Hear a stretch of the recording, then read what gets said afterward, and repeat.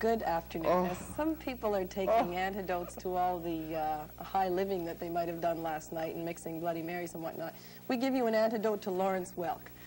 Some of the finest music anywhere today.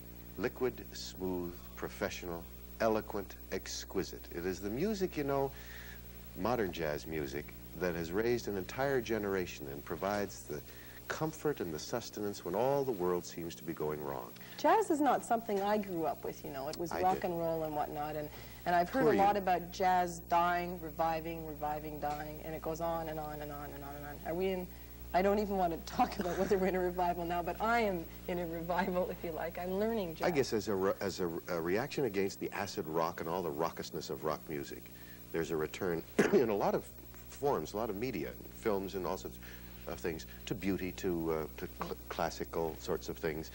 And Paul Desmond represents probably as vividly as anyone that exquisite expression of what you feel, musicians feel, that developed in the 1950s and mostly on the west coast of the United States, so-called west coast cool jazz. He's playing now with largely west coast Canadian band. Paul Desmond was with the Brubeck Quartet, Dave Brubeck, and he went into sort of semi-retirement about 7 years ago, and he came out to come up to play in Canada with a guitarist by the name of Ed Bickert. They cut a beautiful, beautiful album called Pure Desmond. So nice that you can't buy it. It's practically a collector's item. Very hard to find. And they're playing again, or they have been recently, and they're going to play again together. And record it again. Well, we've collected Paul Desmond and the band that is backing him, Ed Bickert from Vernon, BC on guitar, Don Thompson from Powell River on bass, Jerry Fuller on drums, Jerry's from Vancouver. We'll chat, we'll hear some music, relax, and let it all hang out, as they say.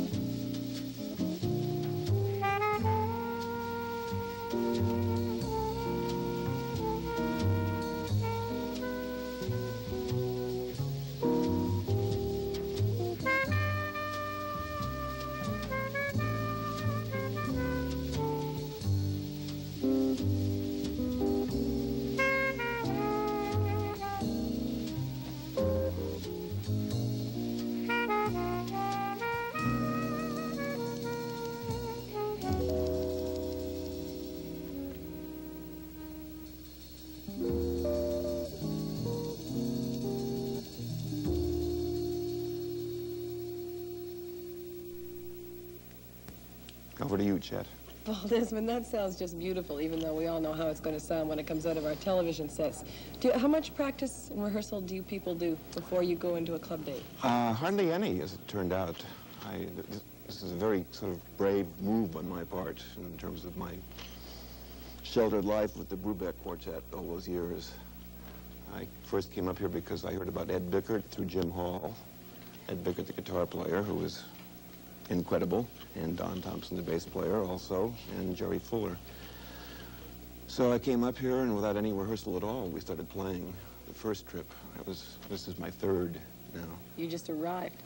Yeah, you've been in a sort of retirement, or semi-retirement, since the Brubeck Quartet broke up. Yeah. You have. I've been reading Gene Leaves. What made you come back, or more importantly, what made you go into retirement in the first place? Fatigue. Grouchiness, a number of things. It sort of hit the whole group about the same time. We'd been traveling for roughly 17 years. In the last 10 years, about 300 concerts a year, and it got to be too much. What did you do then? I just sat around for a while and did nothing, and then gradually Dave got into writing his symphonic works, and I started working on a book, and Gene Wright went out to the coast, Joe Morello does drum clinics, and we started to miss playing, so I began recording on my own. I worked some with Jim Hall, and then I started coming up here. This is the only club I've played in probably about 25 years, just so I can play with these guys. Your last album, which is beautiful, I must say that the distributors aren't off the mark too much because the records aren't available anywhere. Yeah. But you've got another one coming out. Yeah, it's either coming out or, depending on when this is, it will have been out shortly ago. But in the club, we're recording live this trip, and I'm sure we'll get an album out of it. You're very nervous right now. Why? Is it me? You're so calm when you're playing. Or are you calm? Is that just a facade? That's total huge fraud, is the honest truth. You look absolutely composed, and you coax this. I know nothing about jazz. Does that distress you? Not a bit. I should be sitting here talking to you. No, I'm delighted. From what I do know, the people that do know and the people that I listen to tell me that you have the sweetest sounding saxophone in the entire world. And it just seems to come out very gently. Your sound is not frenetic or wild. It's hard to believe that you ever stopped playing it. I lucked out in many ways because I really don't deserve it to have stuck with me. I really didn't play for about 3 years at all before I went back to recording. And in some ways, it may have helped. Gene Lees on your last album cover wrote that that you and Ed Bickert had met up and that you came up here and you started playing with him. You played with him today. And he mentioned that you were so quiet and shy, and Ed Bickert was so abominably shy. He didn't know how you'd ever got together or could say anything to each other in the first place. Took a couple of weeks before you said anything. Exchanged too many sentences, yeah. But you wanted to be a writer at one time, did you? Yeah. You still want to be a writer when you grow up? Not all that much, actually, if I ever indeed do. One thing I learned during the years of not playing, I started hanging out in a bar in New York called the Lanes, where a lot of heavyweight writers spend a lot of time. And I discovered over a year or so that almost all of them have secret Walter Mitty dreams of becoming jazz players. Of course. And I figured that's a dumb move to turn in a fairly secure place in the world of jazz for number 493 unemployed humorist. When you did retire, or almost retire at one point, that you were able to because of a great financial setup that you and Dave Brubeck had got into. Has that security left you now? Do you have to play? Well, not really, but it isn't quite as secure as it once looked. There's a sort of yearly income. We sort of squirreled away the receipts from all the concerts and everything into a fund and took it out at so much a year. And there's some that really look terrific in 1954, does not look all that sensational these days. And the whole thing ends, appropriately enough, in 1984. So if I'm still around for that, I'll have to go back to work anyway. Who would you like to play with now? Who are the my your favorite kinds are favorite the ones you Okay. either just listen to or are just about to listen to. Apart from Ed and apart Don. from those people, who are the other people that you like and admire in the jazz scene right now? Well, Jim Hall, I've always liked playing with him. I've made a bunch of records with him. Jerry Mulligan, likewise. And most of my time, of course, I spent with old Father David Brubeck. There's an album, I'm sure, which is out by now with just the two of us, just duets. And as a matter of fact, they're talking about reassembling the original quartet with Joe Morello and Gene Wright.